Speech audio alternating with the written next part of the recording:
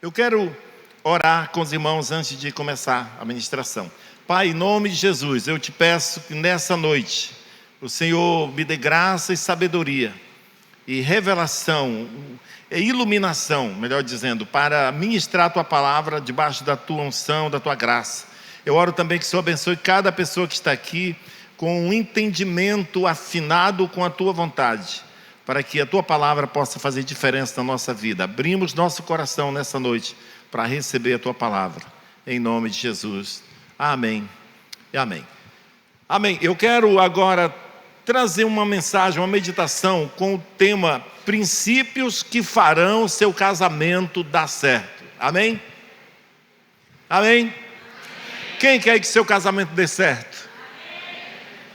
Eu vi uma estatística essa semana que me deixou um pouco assim preocupado, porque bem antes da pandemia eu tinha participado de um evento, de um casamento coletivo que o governo promoveu aqui, e eu estive lá junto com o tabelião, que era o que estava celebrando, o principal celebrante do casamento. Fui convidado para participar, e ele deu uma informação lá que eu gostei de ouvir. Ele disse que em Roraima havia muito mais casamento, naquele ano estava tendo muito mais casamento do que divórcio.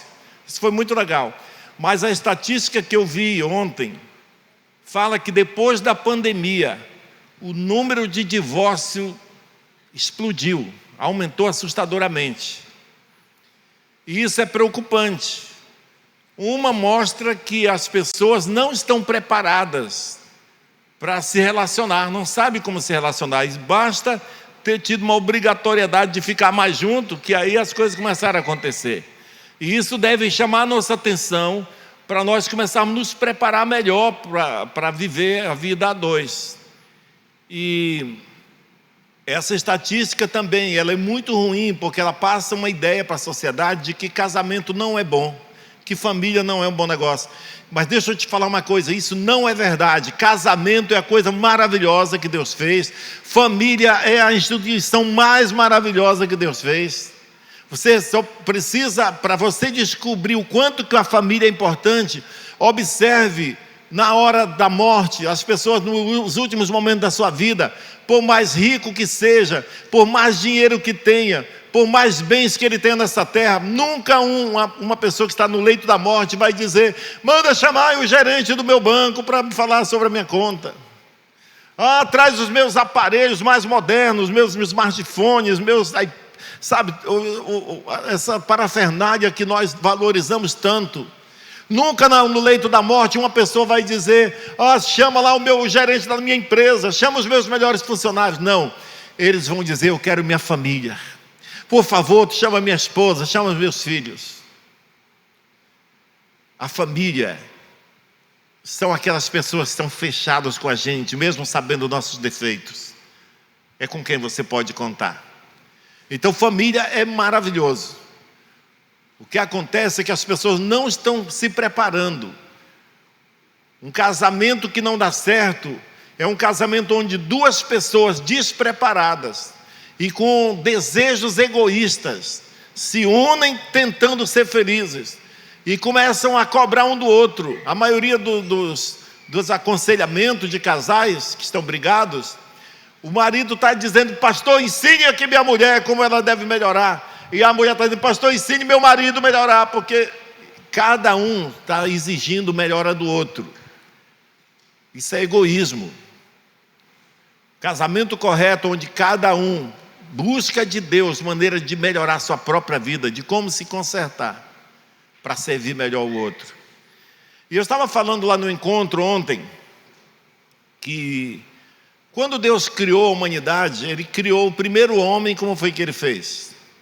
Ele pegou a terra, segundo a Bíblia, manuseou a terra, fez um boneco de barro, soprou nas narinas do homem, daquele boneco, que ele passou a ser alma vivente. Certo ou errado? Foi isso que Deus fez. E eu falei lá no encontro ontem: por que Deus não fez assim logo uns milhares de homens assim? Ele poderia ter pego os anjos e disse assim: faz aí 10 mil por dia e vamos encher a terra com pessoas rápido. Não. Deus escolheu que a maneira de aumentar as pessoas na terra, a maneira de povoar a terra, seria gerando pessoas num ambiente de amor entre um homem e uma mulher, numa relação amorosa e comprometida, gerasse um filho, gerasse uma gravidez que seria cuidada com toda alegria e esperança, e um filho que fosse gerado, que trouxesse alegria para a comunidade. Entre o povo de Israel, os judeus ortodoxos, quando vai nascer uma criança, a comunidade se mobiliza para ir lá e esperar e fazer uma grande festa para receber aquela criança e dizer para ela: você é bem-vindo no nosso meio, nós estávamos te aguardando, te esperando. Olha só como Deus planejou que a sociedade fosse gerada. Uma pessoa sendo gerada num ato de amor, sendo tratada como criança ainda. O salmista Davi diz que quando uma criança estava no ventre, no colo da mãe sendo amamentada, ela se entrega a Deus. Irmãos, tem uma cena mais bonita. Vocês que são pais, pegue seus filhos e resolvam você mesmo dar a mamadeira para ele. Eu fiz isso muito com os meus filhos, eu gostava dessa cena. Eu ficava dando a mamadeira para a criança aqui, e ela mamando com os olhos dela focados direto nos meus olhos, até que ela se enchia e se adormecia. Tem uma cena mais linda do que essa, Ana Cristina. O salmista Davi disse: quando eu ainda era bebê, nos braços da minha mãe, sendo amamentado, me entreguei totalmente a ti. Irmãos, para Deus e para aquela criança, o ato de ser cuidado pelos pais, uma criança que não tem ainda um entendimento intelectual, mas ela se sente: eu estou nos braços de Deus, porque eu estou sendo amparada e alimentada, e eu me entrego totalmente a ti. Sabe qual seria o futuro de uma criança criada assim? Seria um adulto abençoador, um adulto confiante, um adulto que ia fazer bem para a sociedade, uma pessoa que ia planejar o melhor e reproduzir isso na sua família também, e nós teríamos uma sociedade muito melhor. Mas infelizmente, aqui mesmo nesse auditório, deve ter dezenas de pessoas que nunca conheceram seus pais, que não tiveram esse amor, que não foram gerados assim como Deus planejou que fosse. E por isso nós estamos vendo na televisão, e ficamos muitas vezes até acusando e tratando mal, milhares de jovens delinquentes que estão nas penitenciárias. Outros estão morrendo cedo, porque não tiveram uma família ajustada aos padrões de Deus. Essa palavra é um alerta para nós hoje, para prestarmos atenção na nossa família, para iniciar o nosso casamento do jeito certo e para criar nossos filhos como Deus planejou, para que não haja divórcio. Deixa eu te falar uma coisa, eu sei que deve ter muitas pessoas me assistindo agora pelo YouTube e também aqui presencialmente, pessoas que casaram, se descasaram, divorciaram, fizeram outro casamento, pensando em ser feliz. Mas eu não tenho medo de dizer que você não vai encontrar felicidade no divórcio. Nenhuma pessoa que se casou e divorciou para casar de novo foi mais feliz depois disso. Porque existe uma marca que não vai sair nunca da sua vida. Porque o casamento é até que a morte os separe. O casamento foi Deus que planejou. E a Bíblia diz que Deus odeia o divórcio. E não é possível mais desfazer aquilo que se tornou um. A Bíblia diz que os dois se tornam uma só carne. Não tem como separar aquilo que antes era dois e agora são um só. Não tem como separar sem causar dano. A Deusa Tioca, uma pastora, ministradora de cura interior, cura da alma, ela já esteve na nossa igreja tempos atrás, e ela faz uma ilustração muito interessante sobre casamento e divórcio. Ela pega duas folhas de papel e cola uma na outra, e diz: isso aqui é um homem, isso aqui é uma mulher que se casaram, e ela cola. E depois ela diz: agora eles vão divorciar. E ela tenta tirar aquela folha, arrancar. Ela vai tirando com cuidado. E ela consegue separar. Mas parte de uma folha fica na outra. E parte dessa fica na outra.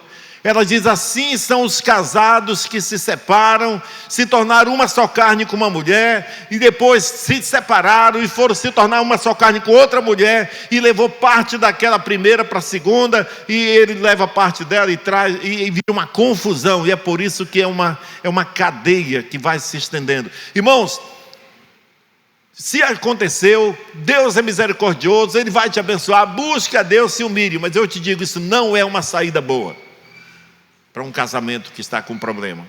Isso não é uma saída boa, nunca será. Então, eu quero ler um texto da palavra de Deus que tem a ver com casamento e que dá algumas dicas sobre como a gente pode ter um casamento que dê certo. Amém? Eu vou ler. Primeiro eu quero dizer que casamento é muito maravilhoso. Antes de me converter, irmão Jay, eu ia ser padre. Porque eu era católico, né? E eu tinha chamado para servir a Deus, e com o entendimento que eu tinha de católico, era ser padre. Não podia ser pastor católico, né? Então eu ia ser padre. Por isso que eu casei tarde. Já casei com 36 anos. Porque até mais ou menos essa data, eu pensava: vou ser padre, não vou poder casar mesmo, então eu já vou me acostumando. Eu já pensava: um dia eu vou viver o resto da minha vida sozinho, quando eu ficar bem velhinho, não sei como que vai ser, mas é o chamado de Deus, né? Aí eu me converti. O evangelho entrou na minha vida, e eu descobri que eu podia ser um sacerdote e ainda casar e ter uma família maravilhosa. Olha só, o evangelho liberta a gente. Eu me casei, tenho uma família maravilhosa, e eu descobri que à medida que o tempo passa, a gente vai ficando mais consolidado e vai ficando mais e mais. O casamento é uma bênção, a família é uma bênção, é maravilhoso. Deixa eu ler o texto aqui. Esse texto está em João capítulo 2, que fala sobre um casamento em Caná da Galileia. Essa cidade Caná era uma pequena cidade romana que ficava aproximadamente 13 quilômetros de distância de Nazaré. Nazaré foi a cidade onde Jesus foi criado. Ele nasceu em Belém, mas se criou em Nazaré. A sua infância foi passada em Nazaré. E esse casamento, essa cidade Caná, era uma cidade romana, como eu falei, a 13 quilômetros. Provavelmente eles tinham parentes ou amigos lá, que houve um casamento em Caná, e essa família foi convidada, a família de Jesus. Então vamos ler o texto aqui. Também esse texto começa falando 3 dias depois. Depois de quê? Quando Filipe e Natanael se encontraram com Jesus. Lembra que Filipe falou para Jesus, encontrou com Jesus, e aí foi chamar o irmão dele e disse: eu encontrei o Senhor, o mestre, um homem que segundo a lei é o Messias, e ele é de Nazaré. E o Natanael falou: mas de Nazaré pode vir alguma coisa boa? E eles: vamos lá ver, para você conhecer. E eles foram juntos. Quando eles chegaram perto de Jesus, Jesus olhou para ele e disse: Natanael, você é um judeu autêntico. E eles: como o senhor me conhece? E se eu te vi embaixo da figueira. Eu até hoje tenho curiosidade para saber o que ele estava fazendo debaixo daquela figueira, que chamou tanta atenção. Porque quando Jesus disse: eu te vi debaixo da figueira, eles: tu és o Cristo, Filho de Deus. E Jesus falou: você disse isso só porque eu falei que te vi debaixo da figueira? Você vai ver coisas maiores. Então, depois desse episódio, desse encontro aqui de Filipe, Natanael e Jesus, 3 dias depois aconteceu o casamento em Caná da Galileia. Então o texto começa dizendo assim: 3 dias depois houve um casamento em Caná da Galileia, e a mãe de Jesus estava ali. Jesus também foi convidado com seus discípulos para o casamento. Tendo acabado o vinho, a mãe de Jesus lhe disse: eles não têm mais vinho. Mas Jesus respondeu: por que a senhora está dizendo isso? Ainda não é chegada a minha hora. Então ela falou aos serventes: façam tudo o que ele disser. Estavam ali 6 potes de pedra que os judeus usavam para as purificações, e em cada um cabiam cerca de 100 litros. Jesus disse: encham de água esses potes. E eles os encheram totalmente. Então ele disse: agora tirem um pouco e levem ao responsável pela festa. Eles o fizeram. Quando o responsável pela festa provou a água transformada em vinho, ele não sabia de onde tinha vindo, por mais que os serventes que haviam tirado da água soubessem. chamou o noivo e lhe disse: todos costumam servir primeiro o bom vinho, e quando já beberam muito, serve o vinho inferior. Você, porém, guardou o melhor vinho até agora. Assim, em Caná da Galileia, Jesus deu início aos seus sinais. Ele manifestou a sua glória e os seus discípulos creram nele. Depois disso, ele foi a Cafarnaum com sua mãe, seus irmãos e seus discípulos, e ficaram ali não muitos dias. Aqui está um episódio de um casamento que houve um problema, porque acabou o vinho, e ainda bem que Jesus tinha sido convidado para aquele casamento, porque ele pôde fazer ali um milagre, que segundo a Bíblia foi o primeiro milagre de Jesus. E parece que se Jesus não tivesse ali, mesmo estando ali, se não tivesse sido provocado pela mãe dele que disse: olha, eles não têm mais vinho. Jesus não estava com intenção de fazer milagres ali, porque ele estava naquela festa e o vinho acabou, a mãe dele falou com ele e ele ainda respondeu: o que eu tenho a ver com isso? Ainda não chegou a minha hora. Mas ele pensou: poxa, o coitado do dono da festa vai ficar em maus lençóis, porque naquela época o vinho era tido como um símbolo da alegria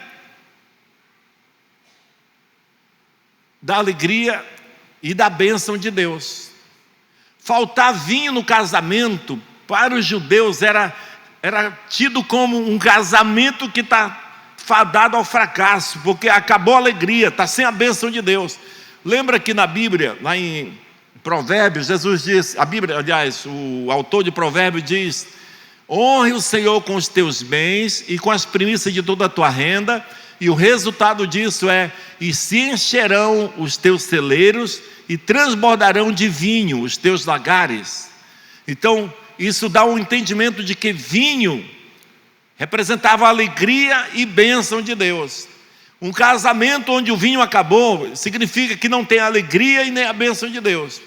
Era terrível. Então Jesus estava lá, ainda bem. No versículo 2 diz: Jesus também foi convidado.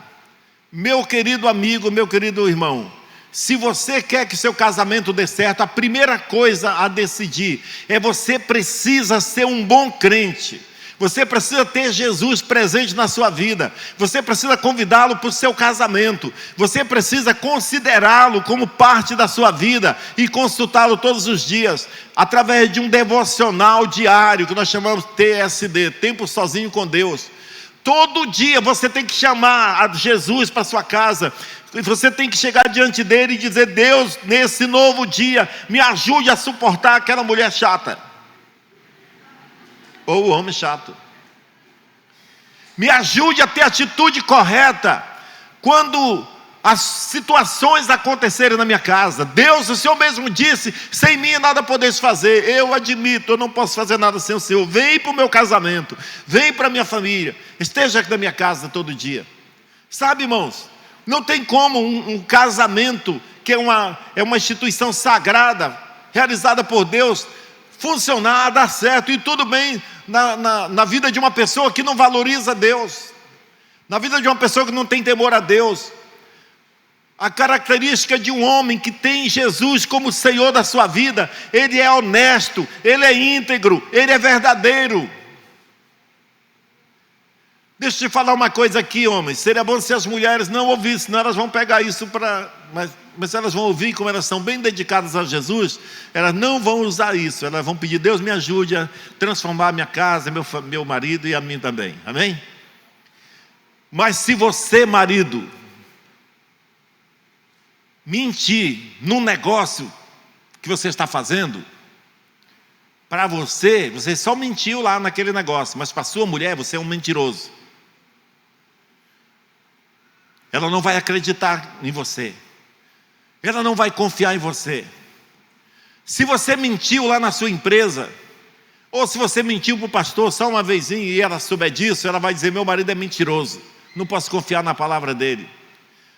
E sabe, tem um inimigo que fica direto no ouvido das mulheres, querendo botar fofoca, querendo criar situações para atrapalhar o casamento. E se seu marido não for alguém confiável, ela vai facilmente acreditar nisso. Mas se você é um homem de verdade, se você é um homem honesto, íntegro, verdadeiro, não tem ninguém que convença a sua mulher a ficar contra você, porque ela diz: eu prefiro crer no meu marido, porque ele é um homem de Deus, ele é honesto, ele tem Jesus no coração. Já é uma grande ajuda para o seu casamento permanecer firme e atravessar as circunstâncias. Amém? Amém, homens? Amém. Seja verdadeiro, seja honesto, seja íntimo com Deus. Deixa eu te falar uma coisa: Jesus é frequente nos casamentos onde ele é convidado. Jesus é frequente nas famílias, nas casas onde ele é convidado pelos responsáveis da casa. Se você é o marido ou a esposa, vocês são os principais responsáveis para garantir a presença de Deus na sua casa, para abençoar a vida dos seus filhos e a sua família em geral. No versículo 3 do mesmo texto que nós lemos, diz o seguinte: tendo acabado o vinho. Irmãos, é uma tragédia quando o vinho acaba. É a alegria, parece que vai embora. Parece que só resta defeitos e acusações. E eu vou te falar uma coisa: não pense que por você ser crente, nunca vai acabar o vinho na sua casa. Porque o vinho acaba na casa de qualquer pessoa, até do pastor. A diferença é se Jesus está lá para fazer o milagre que você precisa na hora que esse vinho acabar. Na hora que vier angústia, tristeza, porque a Bíblia diz: neste mundo terão aflições, mas tem de bom ânimo, eu venci o mundo. Nós habitamos num mundo caído. A Bíblia diz que esse mundo jaz no maligno. Nós não podemos ser ingênuos de pensar que porque agora eu sou crente, então tudo vai correr bem, eu não preciso me preocupar com nada. Meu irmão, você está enganado. A Bíblia diz que nós temos que ser prudentes como as serpentes, esperto, atento. Jesus disse: tem de bom ânimo, eu venci o mundo.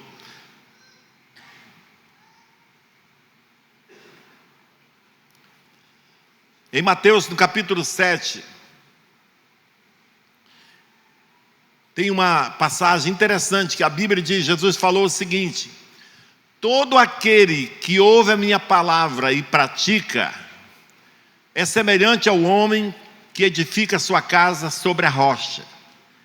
O alicerce da casa está na pedra, firme. Mas aquele que ouve a minha palavra e não pratica é semelhante ao homem que constrói a sua casa na areia, sem alicerce. Eu não sei que decisão você vai tomar hoje aqui, mas muitos de vocês, ou todos vocês, têm a chance de sair daqui e dizer: eu vou praticar essa palavra. Mas também você tem a chance de dizer: eu não vou praticar nada disso, e vai continuar tudo do mesmo jeito. Eu oro para que Deus toque no seu coração e você receba essa palavra como sendo uma palavra de Deus para você e para a sua família. Sabe qual a diferença de uma casa e de outra? Jesus disse: quando vierem os ventos, vierem as chuvas e as enxurradas vierem e se abateram sobre as duas casas, a que foi construída na areia e a que foi construída na rocha. A diferença é que quando tudo passou, a que foi construída na rocha estava lá firme, a que foi construída na areia foi derrubada, foi destruída. Isso fala que tempestade, falta de vinho, falta de alegria pode acontecer em qualquer um de nós, qualquer uma das nossas casas. Mas o que vai fazer a diferença é se Jesus está na sua vida, se você está alicerçado na rocha, se o seu casamento está alicerçado nos princípios da Bíblia. O vinho acaba em toda a família. Não existe casamento perfeito, porque as pessoas são imperfeitas. Nós não podemos esperar que duas pessoas com criação diferente, cultura familiar diferente. Sabe, irmão, se eu fosse continuar seguindo a cultura familiar dos meus pais, meu casamento não poderia dar certo, porque é totalmente diferente. A cultura familiar da minha mulher é outra. Então nós temos que ter a sabedoria de Deus para cada um deixar a sua cultura familiar para trás e começar uma nova cultura familiar baseada na Bíblia. É isso que a Bíblia ensina. Nós vamos ver isso daqui a pouco. Quando o vinho acaba e os conflitos surgem, com Jesus é possível corrigir. Quando o vinho acaba, a solução não está no cartório, no divórcio. Eu não conheço nenhuma pessoa que se divorciou e ficou mais feliz. O divórcio deixa uma marca terrível. Em primeiro lugar, ofende a Deus, porque o homem quebra uma aliança, ele prometeu diante de Deus, e até que a morte separe. Eu estava vendo uma ministração do pastor Cláudio Duarte. Você já viu aquela que ele ora pelo camarada que quer separar? Ele disse: pastor, eu quero que o senhor ore porque eu tenho que separar da minha mulher, não dá mais para viver com ela. Disse: mas você falou que era até que a morte se separasse. Ele: pois é, mas eu não dá mais. Não, então você quer mesmo que eu ore? Quero. Então eu vou orar. Deus, esse homem quer separar, divorciar. E eu botou a mão na cabeça dele e falou: eu quero então que o senhor mande agora um AVC nele, mande agora um ataque de coração, mande alguma coisa para ele morrer agora. Aí ele olhou para a mulher e disse: é melhor com você do que a morte, né? Não, pastor, eu vou me consertar. Mas sabe, irmãos, parece brincadeira, mas é uma grande realidade. Muitos homens não têm mais palavra. Um homem sem palavra, o que resta? Por isso, jovens, você que está solteiro, solteiras aí que vão casar, nunca comece a gostar de alguém sem primeiro ter decidido o que você vai pensar em fazer no seu casamento. Primeiramente, decida tomar algumas medidas de proteção para poder gostar, porque quando começa a gostar de alguém, fica burro, não ouve mais conselho do pai, não entende nada, todo mundo está vendo que não vai dar certo, só ele que não vê. Então o sábio é você, antes de começar a gostar de alguém, tome algumas decisões na sua vida, a respeito daquilo que os casados vão ter que ouvir hoje, talvez alguns tarde, mas que ainda é possível. Então nunca vá para o divórcio, vá para Jesus, que Ele traz restauração. No versículo 5 do texto que nós lemos, fala o seguinte: façam tudo o que Ele disser. Então não basta ter Jesus na casa, não basta ser crente na igreja, não basta vir aqui e ouvir essa pregação e seu casamento vai melhorar. Faça tudo o que a Bíblia diz que é para fazer. Leia livros, tem homens experientes que escreveram livros, sabe, livros maravilhosos sobre casamento. A palavra de Deus está cheia de princípios. Comece a buscar esses princípios e praticar, para você começar a ter sucesso. Fazei tudo o que Ele disser. A obediência aos princípios de Deus para o casamento são os seguintes. Tem muitos princípios, mas eu vou mencionar alguns aqui, uns 3. Primeiro, honrar os pais em relação à aprovação deles ao seu casamento. Um jovem nunca deveria casar até que os seus pais o abençoassem, dizendo: eu concordo, pode casar, meu filho, tem a nossa bênção. Nós aqui na igreja, os pastores daqui estão orientados. Nós não fazemos casamento aqui na igreja de jovens sem fazer o curso de noivo primeiro, para se preparar. E nesse curso de noivo nós encorajamos às vezes o cara a acabar com aquele noivado, porque ele chega à conclusão que não era só emoção, era só paixão. Mas para aqueles que vão continuar, nós ensinamos os princípios. Então a segunda coisa que nós também não fazemos casamento é se os pais deles não estiverem abençoando. Meu querido, às vezes é só uma questão de tempo, é só os seus pais conhecerem mais a pessoa, sabe, espera mais um pouco, ora mais, se for a vontade de Deus, seus pais vão abençoar. Mas não faça a loucura de casar sem o apoio dos seus pais, porque você não tem nenhuma garantia de que isso vai dar certo, porque vai contra os princípios da honra. Jesus diz, a palavra de Deus diz assim: honra teu pai e tua mãe, para que tudo te vá bem, inclusive seu casamento, e seja bem sucedido em tudo que fizer. Então o primeiro princípio é honrar os pais. Se você diz assim: pastor, mas eu já me casei, na época meus pais não concordaram, mas hoje eu até já gosto da minha esposa. Mas eu vou te dar um conselho: marca um dia, chama seus pais, ou vá lá com eles, junto com a sua esposa, e se ajoelhe diante dele e peça perdão.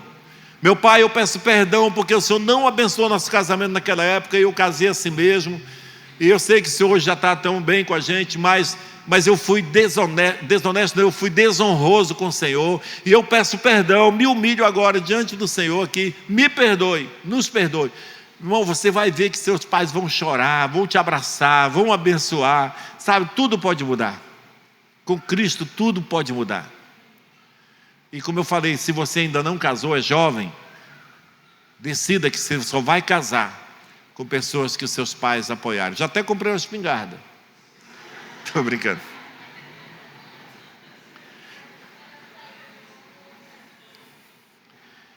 Então, o primeiro princípio é honrar os pais. Olha, outro princípio aqui. Efésios 5:31.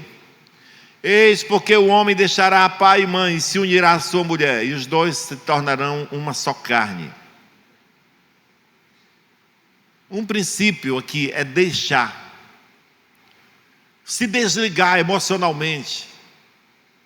Cortar a dependência financeira dos seus pais quando vai casar. Olha aqui, jovem.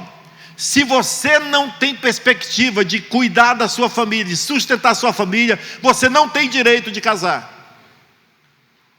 E se você casar para ser sustentado pelos seus pais, se prepare, seus pais vão mandar na sua esposa e nos seus filhos.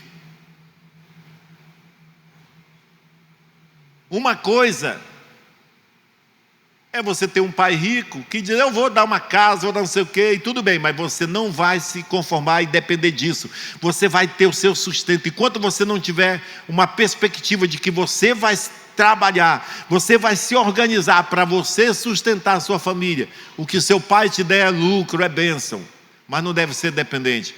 Casar para morar na casa dos pais só se for uma combinação por algum tempo, porque você já tem um planejamento, já comprou o terreno, já está planejando, e você diz, eu quero economizar o dinheiro do aluguel, meu pai, para eu poder ir comprando material. Se eu fizer isso, em tanto tempo eu vou ter a minha casa construída, e tudo bem se os pais concordarem por um tempo.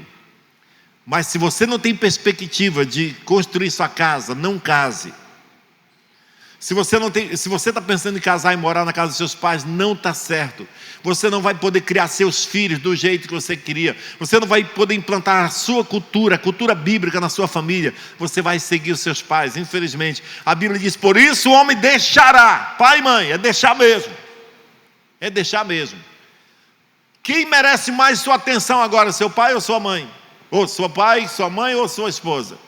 É a sua esposa. Você fez aliança com ela agora. Isso é muito importante.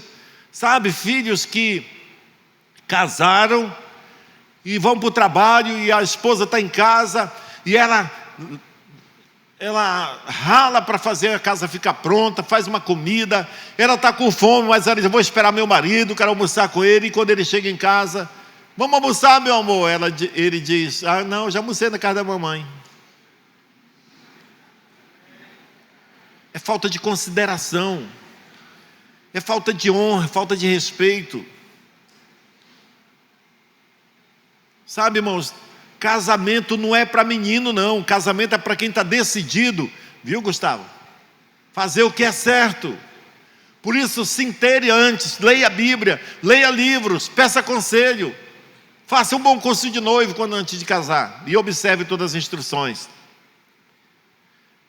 Terceiro princípio, o marido deve amar sua esposa como Cristo amou a igreja.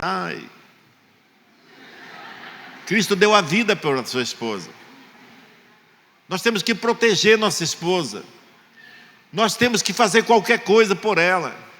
Nós temos que honrá-la. Eu sei que não é fácil, mas é possível, porque a Bíblia manda fazer isso. É um princípio. Você quer que sua família dê certo? Então, marido, ame sua esposa como Cristo amou a igreja. Perdoe toda vez que ela errar. Jesus perdoou.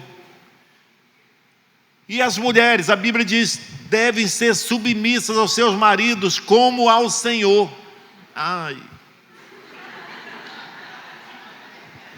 Sabe, as mulheres não gostam de ouvir isso porque elas estão ouvindo com ouvidos humanos. Mas quando a Bíblia diz mulheres sejam submissas aos seus maridos, ele não está diminuindo a mulher, ele não está desvalorizando ela. A Bíblia diz que ela é uma auxiliadora idônea. Um homem sem mulher não adquire nada na vida, põe tudo a perder. Sabe, a maioria de nós não tinha nada quando casamos. Nós conseguimos adquirir depois de casado, com a ajuda da nossa esposa. A esposa é muito sábia. Você está fazendo um negócio e ela está pensando lá na frente se vai dar certo. Ela pensa naquelas coisas que você não pensa. Você está namorando uma casa ou um carro e ela está pensando no que pode acontecer. E ouça a sua esposa. Mulher sendo submissa ao seu marido, ela está dando honra para ele. A Bíblia diz que a mulher que trata bem do seu marido com honra e com respeito, como a Bíblia manda, o seu marido é respeitado na cidade. Está em Provérbios isso. Pelo contrário, a mulher que não honra e não respeita seu marido como senhor, como cabeça da casa, ele é motivo de chacota entre os amigos. Ele diz: isso aí é mandado pela mulher, um banana. Não faz negócio com ele não, porque a mulher dele pode vir aqui e desfazer depois, na sua cara. É terrível isso. Deixa eu te falar uma coisa, marido. Se você amar sua esposa, como a Bíblia manda, ela não vai ser difícil para ela se submeter a você, porque ela vai querer tanto o seu bem, porque você é uma pessoa tão boa. Isso não é uma condição, mas é um resultado. Amém?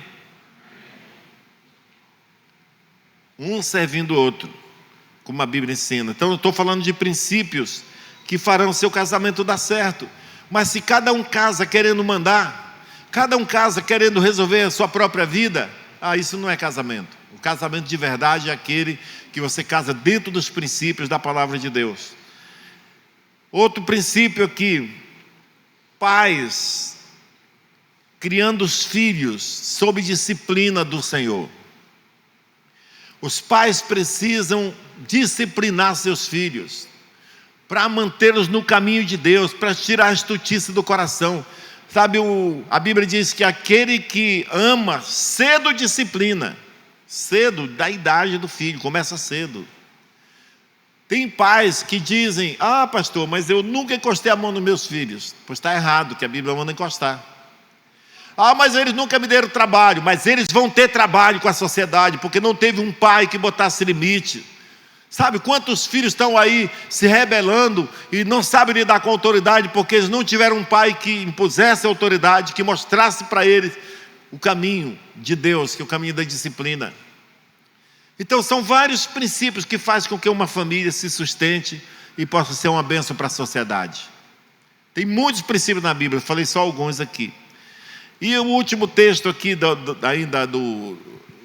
de João capítulo 2, que nós lemos, no versículo 10, está escrito: você guardou o melhor vinho até agora. Todo mundo não diz que casamento começa com festa e termina com briga e divórcio? Mas nesse caso é diferente. O melhor vinho está vindo por último. Deixa eu te falar uma coisa: se você tiver Jesus na sua casa e obedecer esses princípios da palavra, cada dia o seu casamento vai ficando mais consolidado, cada dia vai ficando melhor. No começo a gente brigava mais, agora está diminuindo. É difícil imaginar minha vida sem a Miriam, é difícil imaginar a vida dela. Sabe, minha esposa, muitas vezes, ela foi ministrar no encontro agora. Sabe, quando ela vai pregar aqui, quando ela vai pregar em qualquer lugar, sabe o que ela faz? É até constrangedor. Ela chega diante de mim, se ajoelha e diz: me abençoa. Aí eu ponho a mão na cabeça dela e digo: está abençoada em nome de Jesus. Ela vai sair para a rua dirigindo, ela diz: me abençoa, eu abençoo. Isso é muito maravilhoso, irmãos. Uma harmonia, um cuidado. Sabe quantas vezes ela estava em Santarém, foi resolver visitar a família, e eu estava pregando aqui, e eu sabia que na hora da pregação aqui, ela estava lá orando por mim. O casamento é maravilhoso, mas é preciso seguir os princípios. À medida que o tempo passa, vai ficando melhor cada dia. Eu estava falando sobre o princípio das coisas. O final das coisas é melhor do que o seu princípio. Eclesiastes capítulo 7, versículo 8. Vamos ler juntos, essa primeira linha aí. Melhor é o fim das coisas do que o seu princípio. O casamento onde Jesus está atuante. Uma família cujos cônjuges amam a Deus, consultam Jesus e obedecem a sua palavra, contraria os padrões desse mundo, que diz que é alegria só no começo. Não, ele diz: no final vai ser melhor. O fim das coisas é melhor do que o seu princípio. Amém?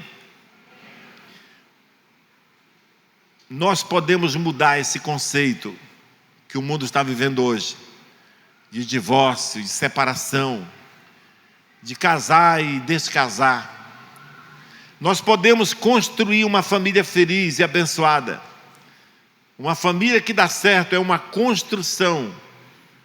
Não acontece por acaso. É o resultado de decisões inteligentes e compromissos com os princípios estabelecidos pela palavra de Deus. Aí você vai ter uma família guardada pelo Senhor. Então eu quero nessa noite deixar essa palavra como uma advertência de Deus para a nossa vida, para a nossa igreja, para nós casados. Nós não podemos ser influenciados pelo mundo. Nós não podemos ser conduzidos pela cultura desse mundo. E a nossa crença, a nossa fé, a nossa felicidade sendo diluída no meio dessas coisas do mundo. A Bíblia diz que em Jesus todas as famílias da terra seriam abençoadas. Nossa família pode ser abençoada e se tornar abençoadora para outras famílias. Amém? É possível você hoje conversar com o seu cônjuge e dizer: nós precisamos voltar para a palavra de Deus. Precisamos ter devocional na nossa casa. Precisamos ter relacionamento com a palavra. Precisamos amar um ao outro, respeitar um ao outro. Deus quer o sucesso da sua família. Amém?